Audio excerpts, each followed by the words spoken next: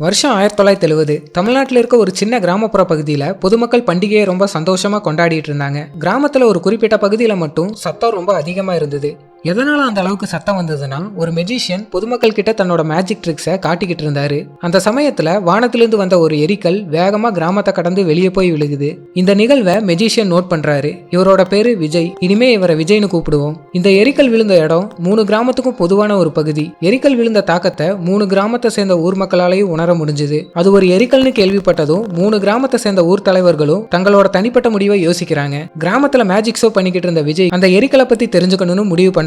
அந்த சமயத்துல ஒரு மர்மமான நபர் கிராமத்துக்குள்ள வந்து வானத்திலிருந்து விழுந்த அந்த எரிக்கலை பத்தி விசாரிக்கிறாரு. இதை பார்த்த விஜய் அந்த நபர் மேல சந்தேகப்பட ஆரம்பிக்கிறாரு. உடனே விஜய் சில ஊர் மக்களை கூப்பிட்டுக்கிட்டு எரிக்கல் விழுந்த இடத்துக்கு போறாரு. அங்க போய் பார்த்ததுல எரிக்கல் விழுந்த அடையாளம் மட்டும்தான் இருக்கு. ஆனா விண்கல்ல காணோம். அப்போ விஜய் மட்டும் ஒரு ஸ்ட்ரேஞ்சான விஷயத்த நோட் பண்றாரு. அது என்னன்னா, 3 கிராமத்தை சேர்ந்த முக்கியமான நபர்கள் விண்கல் விழுந்த அந்த இடத்துல இருந்தாங்க. விண்கல் காணாம போனதை நினைச்சு பயப்பட ஆரம்பிச்சாங்க. அதனால கிராமத்துக்கு ஏதாவது பாதிப்பு வந்துருமோன்னு. ஸோ விண்கல்லை கண்டுபிடிக்கிற வரைக்கும் இங்கிருந்து யாரும் திரும்பி போகக்கூடாதுன்னு 3 ஊர் தலைவர்களும் பேசி ஒரு முடிவு எடுக்கிறாங்க. ஊர் மக்கள் இப்படி பேசிக்கிட்டு இருக்கும்போது விஜய் விண்கல் விழுந்த அந்த பகுதியை சுத்தி ஆய்வு பண்ணிக்கிட்டு இருக்காரு. ஆனா அதை பத்தி விஜயால புரிஞ்சுக்கவே முடியல. கொஞ்ச நேரம் கழிச்சு அவருக்கு ஒரு விஷயம் ஸ்ட்ரைக் ஆகுது. இந்த விண்கலை பத்தி விசாரிக்க கிராமத்துக்கு வந்த அந்த மர்மமான நபர் யாரு? அவர் ஏன் விண்கலை பத்தி விசாரிக்கணும்? இந்த மாதிரி யோசிச்சுக்கிட்டு இருக்கும்போது விண்கல் விழுந்த அந்த பள்ளத்துல ஒரு மர்மமான சின்ன கல்லை பாக்குறாரு. இது கிராம மக்களுக்கு தெரியக்கூடாதுன்னு தன்னோட பாக்கெட்ல மறைக்கிறாரு. ஆனா இத 3 ஊர் தலைவர்கள ஒருத்தங்களான சுந்தரி அதை பாத்துறாங்க. உடனே விஜய் கிட்ட இது ஒரு அரிய வகையான கலைப்பொருள், என்கிட்ட கொடுத்துரு, நீ என்ன கேட்டாலும் தரேன்னு சொல்றாங்க. ஆனா விஜய் இந்த ஆஃபரை மறுத்துறாரு. இத மத்த ஊர் தலைவர்கள் கேள்விப்பட்டதும் கிளம்பலான்னு போகும்போது ஊர் மக்கள் அவரை பிடிக்க பாக்குறாங்க. அப்ப சடனா ஒருத்தர் பைக்ல வந்து விஜய காப்பாத்துறாரு. போன எபிசோட்ல விஜயும் கிராமத்துக்கு வந்த மர்மமான நபரும் கிராம மக்கள் கிட்ட இருந்து தப்பிச்சு போனாங்க. அப்படி போகும்போது விஜய் கண்டுபிடிச்ச கலைப்பொருள்ல இருந்து வெளிச்சம் வர ஆரம்பிக்குது. அந்த வெளிச்சம் அவங்கள எதையோ நோக்கி கூட்டிட்டு போகுது. அவங்களும் அந்த வெளிச்சம் காட்டுற டைரக்ஷன்லயே போறாங்க. அது கடைசியா ஊருக்கு வெளியே இருக்க ஒரு பழங்காலத்து கோயிலுக்கு கூப்பிட்டு போகுது. 2 பேரும் கோயிலுக்கு வெளியே நின்று ரொம்ப யோசிக்கிறாங்க. வெளிச்சத்தை நம்பி எப்படி உள்ள போறது? இது தீய சக்தியோட வேலையா இருக்குன்னு பயப்படுறாங்க. வேற வழியே இல்ல. எரிக்கல்லை பத்தி தெரிஞ்சுக்கணும்னா கோவிலுக்குள்ள போய் தான் ஆகணும்னு உள்ள போறாங்க.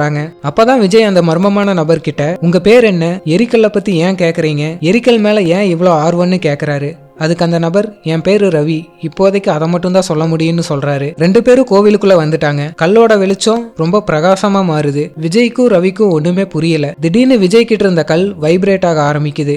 அப்ப சடனா 2 பேரும் தரைப்பகுதி இடிஞ்சு உள்ள விழுகுறாங்க. அந்த இடம் பாக்குறதுக்கு பிரம்மாண்டமா இருக்கு. அதுல ஒரு பக்கம் சுவர் முழுக்க நிறைய சின்னங்களும் கல்வெட்டுகளும் பொறிக்கப்பட்டிருக்கு. கடைசியா கிராம மக்கள் விஜயும் ரவியும் இருக்க அந்த பழங்காலத்து கோயிலுக்கு வராங்க. அப்ப அந்த கோயிலுக்குள்ள ஒரு வைப்ரேஷன் உருவாகுது. அது சுத்தி இருக்க 3 கிராமத்தையும் பாதிக்குது. ஒரு கிராம மக்கள் கடவுள் வரப்போறாருன்னு சந்தோஷப்படுறாங்க. இன்னொரு கிராம மக்கள் பேரழிவு நடக்க போகுதுன்னு பயப்படுறாங்க. 3வது கிராமத்தை சேர்ந்த மக்கள் பாதுகாப்பா இருந்தா போதும்னு நினைக்கிறாங்க. இது ஒரு பக்கம் இருக்கும்போது கோவிலுக்கு அடியில விழுந்த விஜயும் ரவியும் சுவர்ல இருக்க அந்த கல்வெட்டுகளை புரிஞ்சுக்க ட்ரை பண்றாங்க. ஆனா அதை பத்தி எந்த ஒரு ஐடியாவும் 2 பேருக்கும் வரல. கோவிலுக்கு வெளியே இருக்க மக்கள் உள்ள போக ரொம்ப பயப்படுறாங்க. 3 ஊர் தலைவர்களும் இதுக்கெல்லாம் மெஜிஷியன் விஜய் தான் காரணம்னு அவர் மேல பழிய போடுறாங்க. இதனால பொதுமக்கள் கிட்ட பதட்டம் அதிகமாக ஆரம்பிக்குது. 3 கிராமத்திலையும் அழிவு ஆரம்பமாகுது. பயிர்கள் எல்லாம் சீக்கிரம் வாடுது. கால்நடை விலங்குகள் எல்லாம் வினோதமான நோயால மயங்கி கீழே விழுகுது. இதெல்லாம் கேள்விப்பட்ட தலைவர்களுக்கு என்ன பண்றதுன்னே புரியல. அப்ப ரவி கோவிலை விட்டு வெளியே வந்து இங்க நடக்கிற அழிவுக்கான காரணத்தை எக்ஸ்பிளைன் பண்றாரு. திடீர்னு கோவிலுக்குள்ள வினோதமான சத்தம் ஏற்படுது. அதை விஜயால கேட்க முடியாம அங்கேயே மயங்கி விழுகிறாரு.